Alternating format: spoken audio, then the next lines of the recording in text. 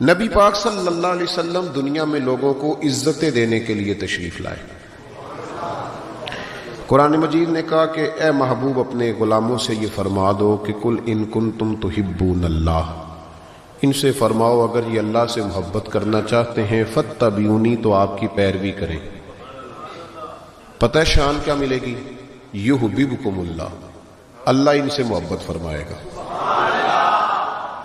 نبی پاک صلی اللہ علیہ وسلم کی ادھر دیکھیں میری طرف، ہم نے تقریروں کو تقریریں کیونکہ رہ بھی ماشاءاللہ سبحان اللہ کے لیے گئی ہیں، کئی میری طرح کے لوگ کہتے ہیں مجھے مزہ نہیں آیا اونچا سبحان اللہ کہو، تو میں کہتا ہوں خدا کے بندے تیرے مزے کے لیے سبحان اللہ کہا تو ثواب ہی کوئی نہیں ہونا، کیونکہ اللہ کا ذکر جب تک اللہ کی رضا کے لیے نہ کیا جائے اس وقت تک اجر ہی نہیں ہوتا۔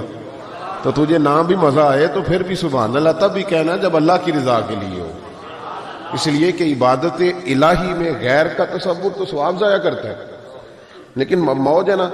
تو آپ تھوڑی دیر توجہ کریں، بچوں کو میں نے عرض کیا تھا کہ آپ اشارہ کریں گے تو بچے بیٹھ جائیں گے، غور کریں۔ اللہ فرماتا ہے محبوب جو تیری غلامی کرے گا وہ میرا محبوب بن جائے گا۔ نبی پاک صلی اللہ علیہ وسلم نے لوگوں کی عظمتیں بیان کی ہیں۔ انسان خوبی اور کمزوری کا مجموعہ ہوتا ہے، خوبی اور کمزوری دونوں چیزیں ہوتی ہیں۔ ہمیں بھی حضور نے حکم دیا، جامع ترمذی میں، نسائی میں، طبرانی میں، تینوں جگہ حضرت انس بن مالک کی حدیث موجود ہے۔ حضور نے فرمایا اذکروا محاسن موتاکم، جب تم میں سے کوئی فوت ہو جائے تو اس کی اچھی اچھی باتوں کا ذکر کیا کرو، اس کے محاسن بیان کرو۔ اب کسی صحابی نے یہاں یہ سوال نہیں اٹھایا کہ یا رسول اللہ بندے میں تو خوبی تھی کوئی نہیں، حضور نے یہاں مطلق کہا محاسن موتا، مرنے والے کی اچھی باتیں۔ اس کا معنی کیا ہے؟ اس کی شرح میں شارحین نے لکھا ہے کہ اللہ نے کوئی مسلمان ایسا پیدا ہی نہیں کیا جس میں کوئی خوبی نہ رکھی ہو۔ اب ایک حدیث اس پر بخاری کی سن لیں، نبی پاک علیہ السلام نے فرمایا اپنی بیوی سے بغض نہ رکھو، اپنی بیوی سے اگر تمہیں اس کی ایک عادت ناپسند ہے تو اس عادت پر غور کرو جو تمہیں پسند ہے۔ عورت اگرچہ ناقصات العقل ہوتی ہیں عورتیں، لیکن یہ نہیں ہو سکتا کہ ان میں خوبی کوئی نہ ہو، عورتوں میں خوبیاں بھی ہوتی ہیں۔ اپنے خاوند کے حق میں عورت کے اندر کچھ نہ کچھ خوبیاں بھی، بغض نہ رکھو۔ وجہ کیا ہے؟ وجہ یہ ہے کہ اللہ کے رسول علیہ السلام لوگوں کو عزت دینے آئے دنیا میں، میلاد عزت کا نام ہے، حضور عزت دینے آئے۔ ادھر دیکھو میری طرف، صحیح بخاری مسلم کی حدیث ہے، حضور نے فرمایا جس کے چہرے پہ داڑھی ہو سفید رنگ کی، بزرگ ناراض تو نہیں ہو جائیں گے داڑھی کی بات چھیڑنے سے؟ چلو ہو جائے جو پھر کیے، غلطی صحیح ہے نا۔ حضور نے فرمایا جس نے سفید داڑھی والے آدمی کی عزت کی، یہ بخاری مسلم ہے، فرمایا جس نے سفید داڑھی والے بزرگ کی عزت کی وہ سمجھے میں نے اپنے رب کی عزت کی ہے۔ اتنے بڑے لفظ بیان کر دیے۔ اور ترمذی شریف کے لفظ یوں ہیں، محبوب پاک علیہ الصلوۃ والسلام نے فرمایا جب سفید داڑھی والا بندہ قبر میں جاتا ہے، اللہ کرے نا ہمیں داڑھی کی توفیق بھی ملے، ہم نے تو قسم اٹھا لی ہے، کہتے ہیں جب تک نیک نہیں ہونا تب تک داڑھی نہیں رکھنی، تو میں کہتا ہوں تو یہ والی قسم اٹھانا جب تک نیک نہیں ہونا روٹی نہیں کھانی۔ تو نے داڑھی پہ قسم کھا لیا بھائی، حالانکہ بندہ داڑھی رکھ کے نیک ہو جاتا ہے، داڑھی رکھتا ہے تو نیکیاں، بہت سارے گناہوں سے بچتا ہے، اس کی داڑھی اسے بچاتی ہے۔ تو حضور عزت دینے آئے، نبی پاک علیہ السلام، عام مومن کی بات ہو رہی ہے، اس میں کوئی حد نہیں، مفتی ہو، پیر ہو، صوفی ہو، درویش ہو، عالم فاضل ہو، حافظ قاری ہو، عام مومن۔ فرمایا سفید داڑھی والا مومن جب قبر میں جاتا ہے تو رب کریم فرشتوں سے فرماتا ہے اسے عذاب نہ دینا، میرے محبوب کی سنت وہ بھی سفید لے کے آیا، مجھے حیات دیا، اسے عذاب دے۔ انسانوں میں کمیاں بھی ہوتی ہیں، خوبیاں بھی ہوتی ہیں، لیکن آپ ادھر دیکھیں نبی پاک صلی اللہ علیہ وسلم نے کبھی کسی کی کمزوری کا ذکر نہیں فرمایا۔ ابو جہل شراب پیتا تھا، سارے زمانے کو پتا ہے۔ قبیلہ بنو آراش کا ایک شخص اس زمانے میں نبی پاک کے پاس اس کی شکایت لے کے آیا جب اسلام پر غربت تھی۔ اس زمانے میں ابو جہل اس کا مال دبا گیا اور حضور نے لے کے دیا، وہ ایک تفصیل ہے چونکہ موضوع نہیں، ادھر نہیں جاتا، لیکن نبی پاک علیہ السلام نے کبھی یہ نہیں کہا کہ یہ ڈاکے مارتا ہے، حالانکہ وہ مارتا تھا، وہ غریبوں کا مال لوٹتا تھا، لیکن حضور علیہ السلام نے کبھی یہ بات ارشاد اس کو ہدایت کی بات کہی، اس کو درس دیا. ہمارے ہاں تبلیغ، حضور اس کو تبلیغ کرتے تھے، اس پر تنقید نہیں کرتے تھے. ہم کسی کو تبلیغ نہیں کرتے، اس پر تنقید کرتے. حالانکہ ابو جہل حضور کی ذاتی زندگی پر اعتراض کرتا تھا، معاذ اللہ، وہ کہتا تھا جادوگر ہیں، کاہن ہیں، معاذ اللہ تعالیٰ یہ حکمرانی کرنا چاہتے ہیں، یہ سردار، یہ ساری باتیں وہ کرتا تھا. لیکن حضور نے کبھی اس کی ذاتی زندگی پر اتر کر کوئی بات، آپ دیکھیں ذرا تلاش کریں، آپ جتنی بھی حدیثیں آپ پڑھتے جائیں گے نا، اس میں آپ کو یہ ملے گا کہ نبی پاک نے کبھی اس کو عزت دی، کبھی اس کو عزت دی، کبھی اس کو عزت دی. لیکن کبھی کسی شخص کی کوتاہی حضور نے بیان، کبھی کسی شخص کے بارے میں یہ رویہ. حضور عزتیں دینے آئے، دنیا میں عزتیں دینے آئے. بتائیے، حضرت ابوبکر صدیق کو حضور علیہ السلام نے صدیق اکبر کہا، لقب دیا. حضرت عمر بھی تو سچ ہی بولتے تھے نا، جناب عثمان بھی تو سچ ہی بولتے تھے نا، حضرت سیدنا مولا علی بھی بولیے. لیکن ان کے اندر وہ خوبی زیادہ پائی جاتی تھی، تو نبی پاک علیہ الصلوۃ والسلام نے انہیں صدیق کہا. جناب عمر فاروق اگر حق اور باطل کی بات کرتے تھے تو باتیں حضرت ابوبکر بھی سچی کرتے تھے، لیکن حضور نے انہیں فاروق اعظم کہہ کے عزت دی. حضرت عثمان غنی کو پیکر شرم و حیا کہہ کے نبی پاک نے عزت دی. جناب علی کو اسد اللہ کہہ کے حضور نے عزت دی. بہت سارے لوگ ایسے ہیں، جب ہم کتابیں دیکھتے ہیں تو کچھ ایسی چیزیں ملتی ہیں، کچھ جگہوں پہ ایسی چیزیں ملتی ہیں جن کا ذکر ہو سکتا تھا، لیکن نبی پاک علیہ السلام نے کبھی ان کا ذکر. بلکہ عجیب روایت لکھی ہے امام یوسف صالحی نے سبل الہدی والرشاد میں، اکرمہ بن ابو جہل کا بیٹا.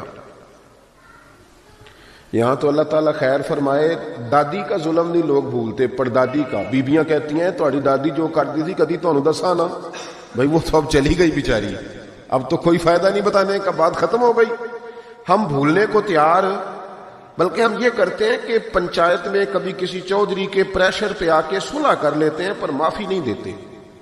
کرتے یہ ہیں کہ صلح کر لو، پھر جب کبھی میرے قابو آئے گا تو پھر دیکھ لیں گے اس کا کیا کرنا ہے. نبی پاک صلی اللہ علیہ وسلم کے ساتھ جو کچھ ابو جہل نے کیا، حضور نے اس کا ذکر فرمایا. فرعون بھی بڑا ظالم تھا، پر یہ جو میرا فرعون ہے یہ اس سے بھی سخت ہے.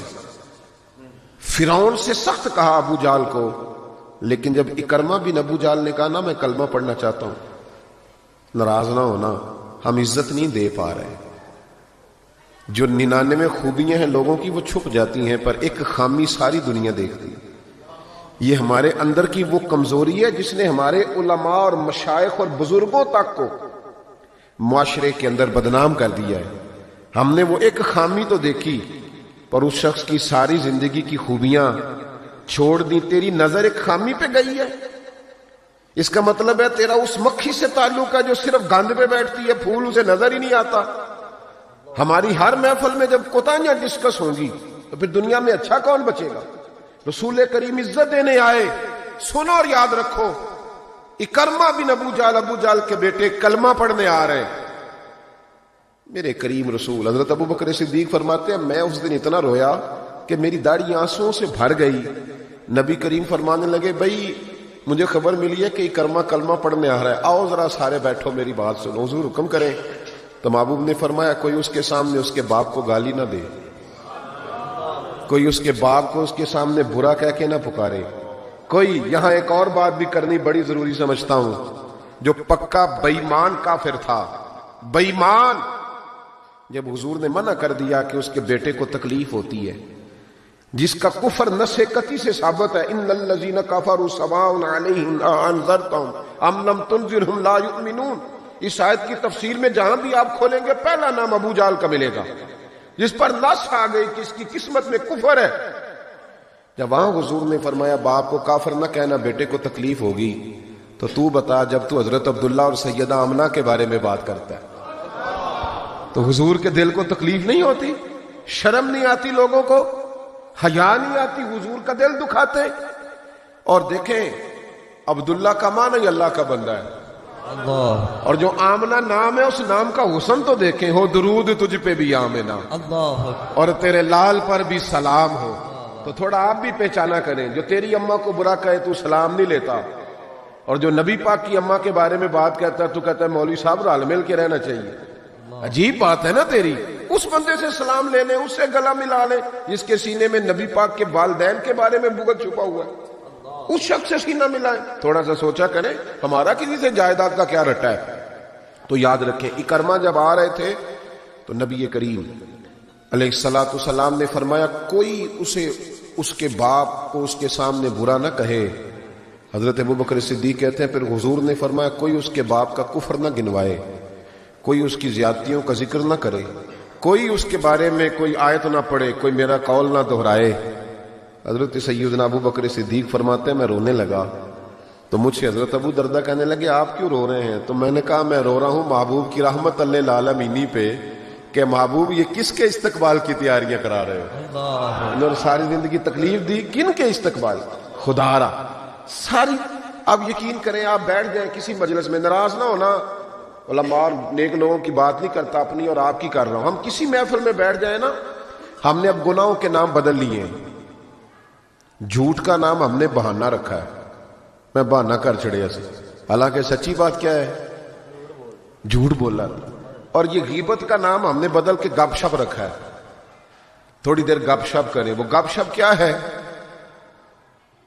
بڑے بڑے مذہبی لوگ میری طرح کے جبہ و دستار، وہ ساتھ والی اتنا اپنی جماعت کی تبلیغ کرنا ضروری نہیں سمجھتا جتنا ساتھ والی جماعت پہ تنقید کرنا ضروری سمجھتا۔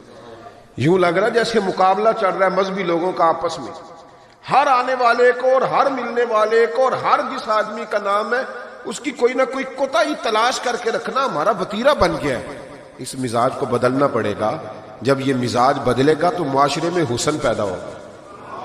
میری طرح جو آدمی بھی تھوڑا سا ممبر پہ بیٹھنے لگتا ہے وہ کہتا ہے میں ہی دین کا کام کر رہا ہوں، جو جماعت بھی کام شروع کرتی ہے کہتے ہیں صرف ہم نے کیا۔ بھئی تم نے کیا تو تم سے پہلے غیر مسلم تھے سارے، تمہیں کیسے پتا چلا یہ دین ہے؟ تھوڑا تھوڑا نرمی پیدا کریں، رویوں کو ٹھنڈا کریں، اپنے ماحول کے اندر وہ حسن پیدا کریں۔ رسول پاک دنیا میں عزت دینے آئے۔ کنز الامال کی حدیث سنیں، حضرت عائشہ صدیقہ رضی اللہ تعالیٰ عنہ حدیث کی راوی ہیں، کہتے ہیں میں بیٹھی تھی حضور کی بارگاہ میں، دوپہر کا وقت حضور کے کیلولا کا وقت ہوتا تھا، اس وقت صحابہ نہیں آتے تھے، حضور دوپہر کو تھوڑا آرام کرتے۔ اب تو ہم بڑے بہادر ہیں نا، بالخصوص محفلوں کے لوگ بڑے بہادر ہیں، بڑے دلیر لوگ ہیں، 3 بجے سو کے بھی فجر جماعت سے پڑھ لیتے ہیں، یہ دلیری ہے نا جی۔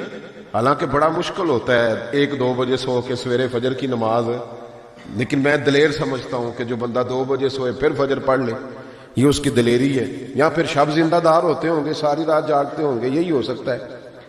نبی کریم علیہ السلام عشاء کے بعد سو جاتے تھے اور پسند کرتے تھے عشاء کے بعد سونا۔ فجر میں حضور تہجد کے وقت بیدار ہوتے تھے، اور تہجد پڑھنا حضور کی دائمہ اور متواترہ سنت ہے۔ دعا کرو میلاد کی محفلوں میں تہجد کے فضائل بھی بیان ہونے شروع ہو جائیں، آمین تو کہہ دو۔ یہ بھی نبی پاک کی سنت ہے، میٹھائی کھانا صرف حضور کی سنت نہیں، تہجد کی نماز دائمہ متواترہ سنت ہے نبی پاک علیہ السلام، ہمیشہ پڑھی نبی کریم نے۔ تو صبح جلدی اٹھ جاتے تھے۔ اب نیند کی وہ جو کمی انسانی طبیعت میں رہ جاتی ہے، اس کے لیے امت کے لیے اسوہ چھوڑنے کے لیے حضور دوپہر کو آرام کرتے تھے۔ حضرت عائشہ صدیقہ رضی اللہ تعالیٰ عنہ فرماتے ہیں اس وقت بالعموم صحابہ نہیں ملنے آیا کرتے۔ سمجھ آ رہی ہے میری باتوں کی؟ صحابہ اس وقت ملنے نہیں آتے تھے، ان کو پتا تھا یہ حضور کے آرام کا وقت ہے۔ کہتے ہیں ایک بوڑھی خاتون ایک دن آ گئی دوپہر کو، عام روٹین میں لوگ نہیں آتے تھے، وہ آئی، اس کے ہاتھ میں چھڑی تھی، لاٹھی پکڑی تھی، اس نے دروازے پہ دستک دی۔ جب میں نے پوچھا کون ہے تو وہ عورت بولی، توجہ کرنا بات پہ، حضور آرام کر رہے تھے، کہتے ہیں وہ عورت جب بولی نا، اللہ کے محبوب چارپائی پہ اٹھ کے بیٹھ گئے، اس کی آواز کانوں سے ٹکرائی، حضور اٹھ کے بیٹھ گئے۔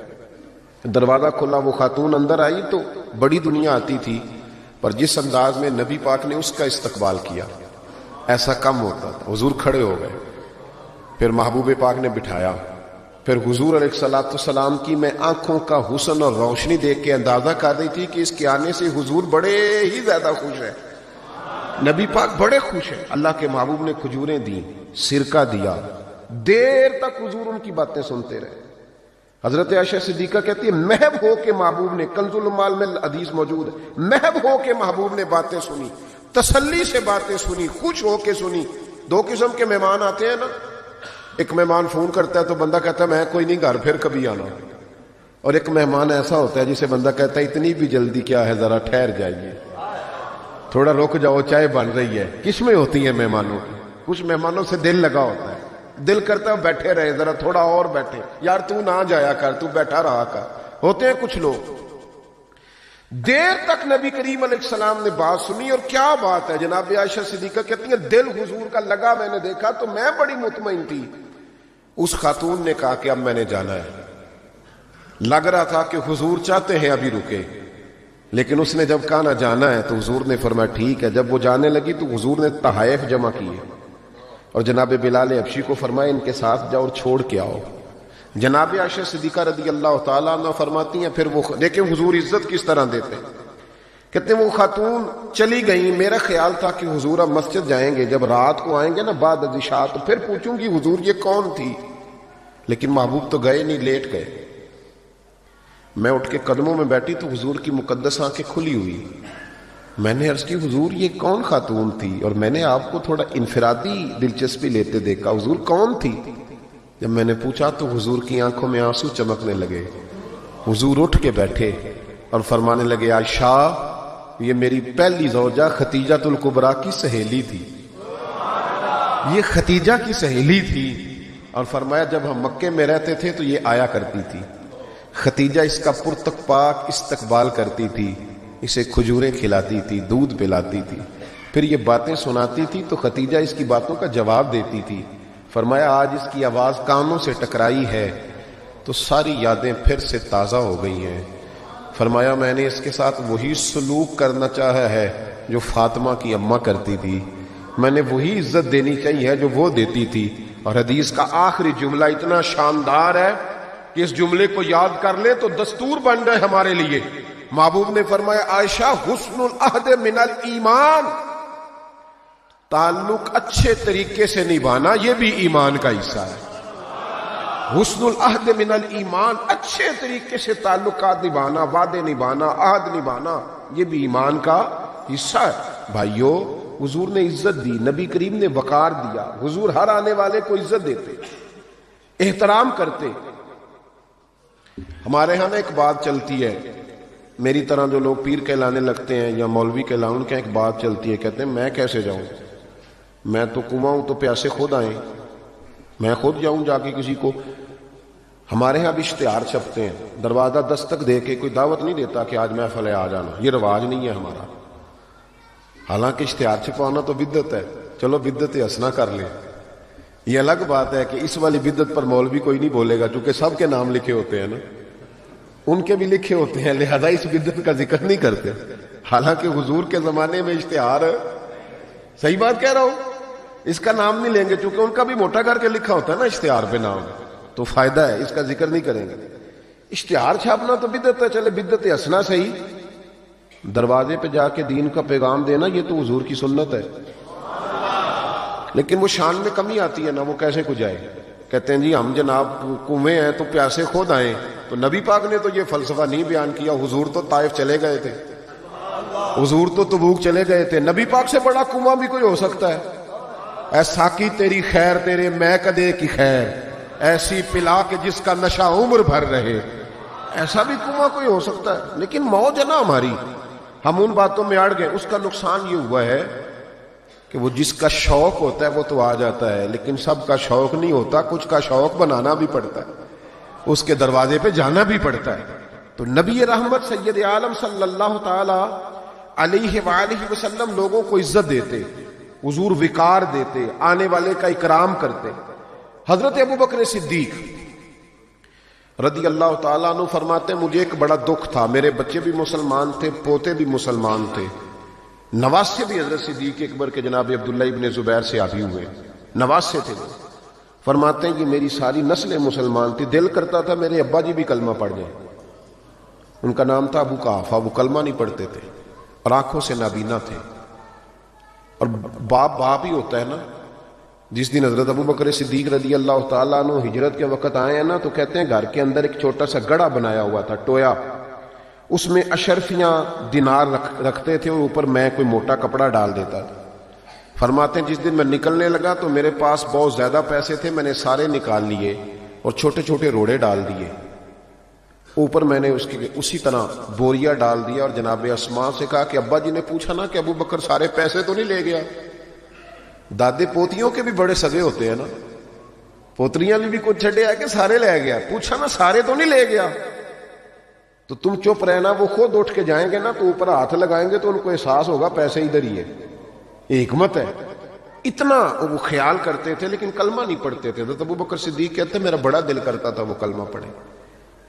ایک دن وہ بول ہی پڑے ہجرت مدینہ کے بعد، کہنے لگے ابو بکر میں مان گیا ہوں تیرے رسول واقعی سچے، چل یار مجھے لے چل میں بھی مصطفیٰ کا کلمہ پڑھوں. حضرت ابو بکر فرماتے ہیں میری تو عید بن گئی کہ میرا تو گھر بن گیا نا. اب میرے ابا جی بھی وہاں آ گئے جہاں سارا گھرانہ کھڑا تھا. کہا کلمہ پڑھنا چلو. کہتے میں نے اپنے والد کا ہاتھ پکڑا رہا، جس طرح پکڑا مجھے مزہ آ گیا. سنو اور یاد رکھنا ہمارے لیے تو مشکل ہو گیا ہے، ہم عزت لینے کے قائل ہیں دینے کے نہیں. کہتے ہیں جب میں مسجد نبوی میں حضور کو لے کے آیا، اپنے والد کو لے کے آیا نا حضور کی بارگاہ میں، نبی کریم ممبر پہ بیٹھے تھے، ابھی کلمہ پڑھا نہیں، پڑھنے آئے ہیں. کہتے ہیں حضور ممبر پہ بیٹھے تھے، میں اپنے نابینا اور بوڑھے والد کو لے کے آیا، نبی کریم اٹھ کے کھڑے ہو گئے. کسی کو عزت دینے سے عزت بڑھتی ہے، کم نہیں ہوتی. کوئی عرض نہیں، کوئی عرض نہیں. اگر آپ ابا جی کے آنے پہ کھڑے ہو جائیں تو اپنے ابا جی ہیں، کوئی مسئلہ نہیں، کوئی عرض نہیں.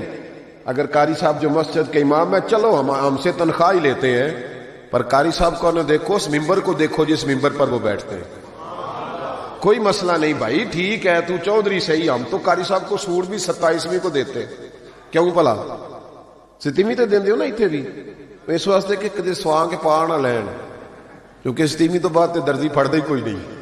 تو کہتے ہیں ساڑھے نال دا پا لیا تو نال رل جائے گا، اس کو وہ والا نہیں دینا، 27ویں پہ دیتے. کس کس بات کا ذکر کیا جائے؟ عزیز دوست یاد رکھ اور سمجھ. اور اب تو پیروں سے بڑا شکوہ ہے، بہت سارے پیر بھی کہتے ہیں کہتے مولویاں کل کی ہے. میں کہ خدا دے بندہ جڑا مولوی ہوندا ہے اودے کول ہی تے سارا کچھ ہوندا ہے. انما یخشى اللہ من عبادہ العلماء. اللہ کریم فرما رہا ہے کہ جو میرے عالم بندوں میں سے عالم ہے وہ اللہ سے ڈرتے ہیں. تو کس قسم کی بات کر رہا ہے؟ بہرحال یہ عنوان نہیں، ورنہ اس پہ بات کرتا. نبی کریم اٹھ کے کھڑے ہوئے تو حضرت صدیق اکبر عرض کرنے لگے یا رسول اللہ میرے والد کلمہ پڑھنے آئے. یہ لفظ ساری زندگی یاد رکھنا، بھولنا نہ. عرض کی حضور ابا جی کلمہ پڑھنے ہیں، توجہ ہے میری بات پر، کلمہ پڑھنے آئے ہیں. پتہ ہے میرے محبوب نے کیا فرمایا؟ نبی کریم فرمانے لگے ابو بکر یہ بوڑھے بھی تھے، نابینا بھی تھے، بیمار بھی تھے، اگر ان کا ارادہ بن گیا تھا تو مجھے بتاتے، میں گھر آ کے انہیں کلمہ پڑھا دیتا. نعرہ تکبیر، دونوں ہاتھ اٹھا کے نعرہ رسالت، تاجدار ختم نبوت، تاجدار ختم نبوت. اور میرے اعلیٰ حضرت فاضل بریلوی رحمۃ اللہ لکھا، ادھر دیکھو میری طرف، اعلیٰ حضرت نے لکھا ہے تو نبی پاک کا لباس پہن لے رب تجھے عزت دے دے گا. کوئی نہیں سمجھ آئی آپ کو بات کی؟ ہے کئی منڈے پینٹ کوٹ پا کے ساڑھے تے روب پاندے نے، کہنے قاری صاحب تسی پڑھے کنا ہو؟ تو عالم اگر بتائے نا کہ میں درس نظامی کیا، کہنے نہیں وہ تو ٹھیک ہے، پڑھے کنا ہو؟ کمال موقع ہی پہ درس نظامی کے عالم سے پوچھتے پڑھے کنا ہو؟ تیری نظر بی اے پڑھیا ہی بندہ پڑھیا ہوندا ہے بھاویں وہ 6 باری سیپلیاں دے کے پاس ہویا ہوگا. کیا تماشا ہے؟ اس تماشے سے باہر آ. نبی پاک صلی، ادھر دیکھو میری طرف. میں تو شکوہ کرتا ہوں کئی دفعہ اپنے نعت خانوں سے بھی اور نقیب سے بھی اور قاری صاحب سے، میں کہتا ہوں ساری عزت نبی پاک کے نام پہ، اور تم کہہ رہا ہے چھوٹی داڑھی میں سونا لگوں گا. میں کل حدیث پڑھ رہا تھا بخاری سے، حضرت ابو معمر رضی اللہ تعالیٰ عنہ نے حضرت خبیب سے پوچھا کہ نبی پاک زور اور عصر کی نمازوں میں قرات کرتے تھے؟ ادھر دیکھو میری طرف، زور اور عصر میں قرات کرتے تھے؟ حضرت خبیب کہنے لگے کرتے تھے. کہا آپ کو کیسے پتہ ہے؟ کہنے لگے جب میں نماز پڑھتا تھا تو حضور کو چھپ چھپ کے دیکھا کرتا تھا. اور اگلے لفظ سنو، کہنے لگے زور اور عصر میں میں نے حضور کی داڑھی کو ہلتے دیکھا ہے. نبی پاک کی داڑھی کو چھوٹی ہوئے تو ہل دیے، یہ پوری ہوئے پٹھتے تا ہی ہل دیے. چھوٹی داڑھی ہلتی ہوئی نظر، وہ تو تھوڑی ہلتی ہے، داڑھی نہیں ہلتی. تو داڑھی جو سرکار کا طریقہ ہے اس کے مطابق رکھیں، اپنی مرضی کی نہ رکھیں. نبی رکھ جو لی تو چھوٹی والے نے بھی لوگ کا مولوی صاحب ہی کہنا ہے. اور ویسے بھی داڑھی کا تو وزن ہی کوئی نہیں ہوتا. کیا ہوتا ہے؟ یہ وجود کا حصہ ہے، جسم کا حصہ ہے. حسن ہوتا ہے. حضرت صاحب ہمارے وزن تو نہیں ہوتا پر داڑھی کا حسن ہوتا ہے. سبحان اللہ. اعلیٰ حضرت فرماتے ہیں تو حضور کا لباس پہن لے. نبی پاک کا ایک بڑی خوبصورت بات لکھی ہے آپ نے ملفوظات میں. فرماتے ہیں اورنگزیب عالمگیر بڑا سیانہ بادشاہ تھا. فتاوی عالمگیری 500 علماء کو بٹھا کے لکھوائی اورنگزیب عالمگیری. اور ملا جیون رحمۃ اللہ علیہ جو تفسیرات احمدیہ جنہوں نے لکھی ہے ان کا شاگرد بھی تھا, مرید بھی تھا. اور حضرت ملا جیون رحمۃ اللہ علیہ فرماتے ہیں دیکھیں کسی کی سابقہ زندگی اور ہے لیکن جب وہ بدلا تو پھر کیا بدلا. فرمانے لگے کہ ایک دن فجر کی بارش تیز ہو رہی تھی تو میں فجر کی نماز میں لیٹ ہو گیا تو میرے دل میں اچانک خیال آیا پتہ نہیں کو مسجد میں آیا بھی ہوگا کہ نہیں آیا ہوگا. لیکن فرماتے ہیں جب میں پہنچا تو وقت کا بادشاہ اورنگزیب عالمگیر مجھ سے پہلے پہنچا ہوا. تو میں نے کہا بادشاہ تو بغیر آج سپاہیوں کے آ گیا. کہنے لگے میرے دل میں خیال آیا کہ کہیں اللہ کا گھر سونا نہ رہ جائے. سپاہی بھی نہیں چل رہے تھے جو کہ بارش تیز تھی. یہ ذوق تھا. اورنگزیب کے پاس ایک بندہ آ گیا کہنے لگا بادشاہ میں مداری ہوں, بہروپیاں ہوں, میں روح بدل کے دکھاؤں گا تجھ سے انعام لوں گا. اس کو اعلیٰ حضرت نے لکھا ہے اور بھی کئی لوگوں نے لکھا ہے روح بدل کے دکھاؤں گا تو انعام لوں گا. اورنگزیب کہنے لگا مجھے نہیں تو دھوکہ دے سکتا. وہ تو پاکستان کے بادشاہ ہے نا جن کو بعد میں سمجھ آتی ہے بنا کیا ہے. کہتے پتہ ہی نہیں چلا, تحقیق کریں گے تو پتہ کریں گے. فوراً کمیٹی بن جاتی ہے. پھر وہ کمیٹی کدھر جاتی ہے یہ بھی اللہ ہی بہتر جانتا ہے وہ کس کھاتے میں کمیٹی جاتی ہے. تو اورنگزیب عالمگیر سے کہنے لگا میں روح بدل کے دکھاؤں گا, اگر آپ نہ پہچان سکے تو انعام لوں گا. اس نے کہا چلو ٹھیک ہے تجربہ کر لو میں بڑا انعام دوں گا. اورنگزیب ایک دن سفر پہ نکلنے لگے جہاد پہ تو فقیر آیا کرتے تھے بادشاہوں سے مانگنے. اس نے بھی منہ ساری مونچھیں اور داڑھی صاف کر لی اور چہرے پہ سیاہی مال لی, کپڑے پھٹے پرانے پہن لیے. بادشاہ گھوڑے پہ گزرنے لگا تو بھکاریوں نے اپنے اپنے پیالے آگے کیے. اس نے کسی کو 5 روپے دیے, کسی کو 2 روپے دیے. جب بہروپی آیا تو اورنگزیب نے 10 روپے دیے. کہنے لگا تیرے آنے جانے کا کرایہ میں نے تجھے پہچان لیا, کچھ کر کے آ اگر کچھ کرنا ہے تو. تھوڑے دن کے بعد بادشاہ نے کہا کہ میں نے فوجی بھرتی کرنے دوڑ لگانے والے لڑکے چاہیے. اس نے بھی ذرا مونچھیں بڑی کر لی اور لڑکوں کے بیچ دوڑ لگانے لگا. بادشاہ نے کہا وہ جو نوجوان دوڑ رہا ہے اسے بلاؤ. اس کو بلایا تو کہنے لگا یہ 10 روپے لے, تیرے آنے جانے کا کرایہ میں نے پہچان لیا. کچھ دنوں کے بعد بادشاہ نے کہا ٹیچر چاہیے بھرتی کرنے ہیں. تو اس نے بھی جنا کیپ پہن لی, سمجھ لیں مثال دے رہا ہوں, اچکن شچکن شیروانی پہن لی, چھڑی پکڑ لی, مونچھیں بڑھا لی, آ گیا. 2-3 بندوں کا انٹرویو ہوا. اس کی باری آئی تو اورنگزیب کہنے لگے 10 روپے دے لے اور نکل جا, میں نے تجھے. دلیل کیا ہے؟ حضور نے فرمایا اتقوا فراست المومن فإنه ينظر بنور اللہ او کما قال نبی صلی اللہ علیہ وسلم رواہ ترمذی. محبوب فرماتے ہیں مومن کی فراست قلبی سے ڈرو, وہ اللہ کے دیے ہوئے نور سے دیکھا کرتا ہے. بادشاہ پہچان لیتا. قصہ مختصر کے 2 سال بیت گئے. بس بات بھی سمیٹ رہا ہوں میں اپنی. 2 سال بیت گئے. 2 سال بادشاہ ایک سفر پہ جا رہا تھا, فوج ساتھ تھی, 10,000 کا لشکر تھا. ایک پہاڑی کے پاس سے بادشاہ گزر رہا ہے تو بادشاہ نے دیکھا کہ ترچھی سی چٹان ہے, پہاڑی ہے, تو لوگ جا بھی رہے ہیں آ بھی رہے ہیں. یہاں کیا ہے؟ انہوں نے کہا جی ایک درویش بابا بیٹھا, لوگ دعائیں کراتے ہیں. پرانے سارے لوگ یہ اللہ والوں کو مانتے تھے, یہ ڈائریکٹ والے ابھی آئے ہیں, سارے اللہ والوں کو مانتے تھے. اورنگزیب عالمگیر کہنے لگا میں بھی اچھے کام جا رہا ہوں, میں بھی دعا نہ کرا لوں. بڑی بادشاہ آپ کو پتہ ہے نازک مزاج ہوتے ہیں. ہمارے ہاں تو پیر اور پیر زادے بھی بڑے نازک مزاج ہوتے ہیں. 6 لوگوں نے ٹیشو پیپر پکڑے ہوتے ہیں پیر صاحب کے بیٹے کے, 4 آدمیوں نے جوتے. پھر یہ شہزادہ کیسے جہاد کرے گا؟ اسی لیے اس کو تھوڑی سی گرمی لگتی ہے تو فٹافٹ مان جاتا ہے, کسی میدان میں کھڑا نہیں رہ سکتا, اس کے لیے مشکل ہوتا ہے. عام دام برسرے مطلب وہ بادشاہ بڑی مشکل سے, بوڑھا بھی ہو گیا, نازک مزاج بھی تھا, اوپر چڑھا پہاڑی پہ. جب اوپر گیا تو پوچھا جناب ملنا پیر صاحب سے. انہوں نے کہا لائن لگی ہوئی ہے, تو بھی لائن میں لگ جا. ہمارے پیر صاحب کا کوئی طریقہ نہیں, بادشاہ امیر غریب سارے لائن میں لگ کے ملتے ہیں. بادشاہ لائن میں لگ گیا. 50 آدمی کھڑے تھے. اب 50 کے بعد باری آئی. عطائیات کی حالت میں بابا جی کے آگے بیٹھ گیا. بابا جی کا جبہ کبا دستار, میں جہاد کے لیے جا رہا ہوں. بزرگوں نے ہاتھ اٹھائے, دعا مانگی. پھر 2-3 نصیحتیں بھی کر دیں کہ بیٹا دیکھنا اگر کسی وجہ سے خدا نہ خواستہ ناکامی ہوئی تو مایوس نہ ہونا, کامیابی ملی تو تکبر نہ کرنا.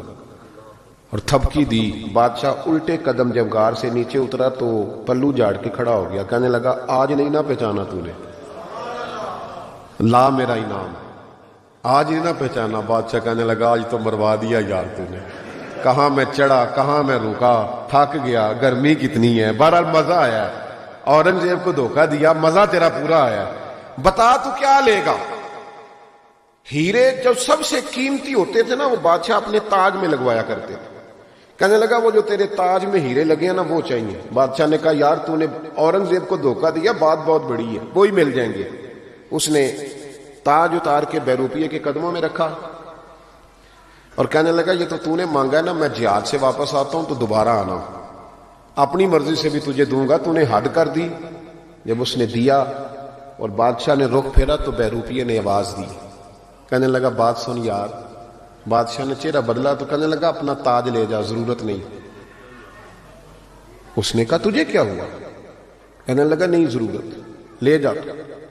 بات کیا ہے, 2 سال ہو گئے تجھے محنت کرتے, تو نے کتنے روپ بدلے اور آج ملا ہے تو کہتا ضرورت نہیں. بیروپیہ رو پڑا اور کہنے لگا بادشاہ میں نے اپنے نبی پاک کا لباس نا جھوٹ موٹ پہنا ہے, جھوٹ موٹ کی پگڑی, لوگوں کی جیبوں پہ ڈاکہ ڈالنے کے لیے جھوٹ موٹ کی داڑھی, جھوٹ موٹ حضور کا لباس پہنا جھوٹا. اور تیرے جیسے بادشاہوں کے تاج میرے قدموں میں آ گئے ہیں. اگر میں سچ مچ رسول اللہ کا غلام بنوں گا تو اللہ کتنی شانیں عطا فرمائے, سچ مچ بنوں گا تو رب کیا دے گا. بہلتے کس جگہ جی اپنا بہلانے کہاں جاتے, تیری محفل سے اٹھ کر تیرے دیوانے کہاں جاتے. خدا کا شکر شمع رخ لیے آئے ہو محفل میں, اگر پردوں میں چھپے رہتے تو پروانے کہاں جاتے. خدا آباد رکھے سلسلہ یہ تیری نسبت کا, وگرنہ ہم بھری دنیا میں پہچانے کہاں جاتے. اور اعلیٰ حضرت فرمانے لگے فرشتے بھی کرتے ہیں تعظیم میری, فدا ہو کہ ان پر یہ عزت ملی ہے. عزتیں دروازہ رسول پہ ہیں. باقی کوئی شخص کہتا ہے میں دولت کے بل بوتے پہ عزت حاصل کر لوں تو وہ تیری دولت کی عزت ہے, تیری ذات کی نہیں. جو کہتا ہے میں کرسی کے بل بوتے پہ عزت حاصل کر لوں تو میاں جب تک تو کرسی میں ہے تب تک تیری عزت ہے.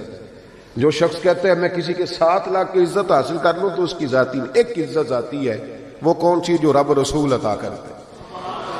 اس عزت کی طرف سفر کریں, ان کے طریقے کے مطابق چلیں. میلاد شریف کا مہینہ آ رہا ہے, آج تو ویسے بھی 28 سفر ہے, حضرت سیدنا امام حسن رضی اللہ تعالیٰ عنہ کا یوم شہادت. ربیع الاول شریف آ رہا ہے, 1 ربیع الاول سے 12. ہمارے ہاں نا سب سے زیادہ کام ہوتا ہے بحث کرنے کا. بحث نہیں کرنی, کام کرنا ہے. جو پوچھے نا جھنڈیاں لگانی ہے کہ نہیں, ان سے کو تو جھنڈیوں کی بات کرتا ہے, میرا تو دل کرتا ہے تاڑے توڑ کے چھت پہ لگا دوں. یہ حضور کا میلاد ہے. سب سے زیادہ آپ نے یہ کرنا ہے کہ درود شریف کثرت سے پڑھنا ہے. پڑھیں گے انشاءاللہ تعالی. نہیں وعدہ نہیں لے رہا, وعدہ نہیں, آپ نے اپنے لیے پڑھنا ہے. تسبیح لے لیں. کوئی بندہ کہے نا دکھاوے کے لیے پڑھا تو کیا یار ٹھیک ہے دکھاوے سے. تسبیح ہاتھ میں ہوتی ہے تو میرا تجربہ ہے کہ چلتی بھی رہتی ہے.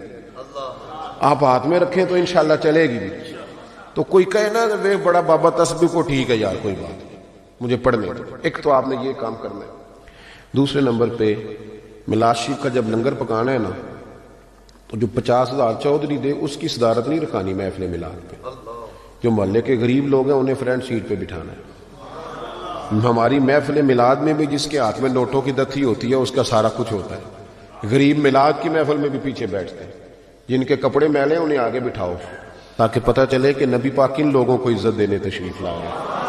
اور جب آپ چاول تقسیم کریں نا تو جو چودھری صاحب ہوتے ہیں وہ علماء کے ساتھ کھانا کھا رہے ہوتے ہیں اندر, اور غریب کہتے ہیں اوے تو 2 شاپر لے گئے ہیں. مہربانی کریں غریبوں کو بٹھا کے لنگر دیں, اور ہو سکے تو ان کے گھروں میں پہنچا کے کوشش فرمائیں, میلاد میں عزت دیں. اور تیسری بات, نبی پاک نے سب سے زیادہ بیٹیوں کی بات کی ہے. میرا مشورہ ہے کہ چھوٹی بڑی عید بے شک بیٹی کو نہ دیا کرو, عید میلاد پہ جوڑا ضرور دیا کرو بیٹی. عید میلاد پہ جوڑا دیا کرو. اور بھائیو یاد رکھو, اپنی بیوی کو بندہ لاکھ روپیہ بھی دے تو وہ اتنی تعریف نہیں کرتی, وہ کہتی ہے سارا زمانہ دیتا ہے. بہن کو بندہ 600 کا جوڑا دیا ہے نا کبھی جا تو وہ رو کے قبول کرتی اور کہتی ہے میرا بھائی بڑا نیک ہے, میرا خیال کرتا ہے. عید میلاد پہ حضور نے بیٹی کو اور بہن کو اس عید پہ آپ نے قبل از وقت جانا ہے 12 ربیع الاول شریف سے پہلے، اور جا کے عید دے کے آنی ہے بہنوں اور بیٹیوں کو، اور بتانا ہے کہ اس لیے عید دینے آئے ہیں کہ رسول پاک نے میلاد پہ سب سے زیادہ بات بیٹی اور بہن کی۔ انسانوں کا معاشرہ انسانیت والا معاشرہ تب بنتا ہے جب وہاں اخلاقی پختگی اور اخلاقی بلندی آ جاتی ہے۔ شروع ہو جائیں گے ہم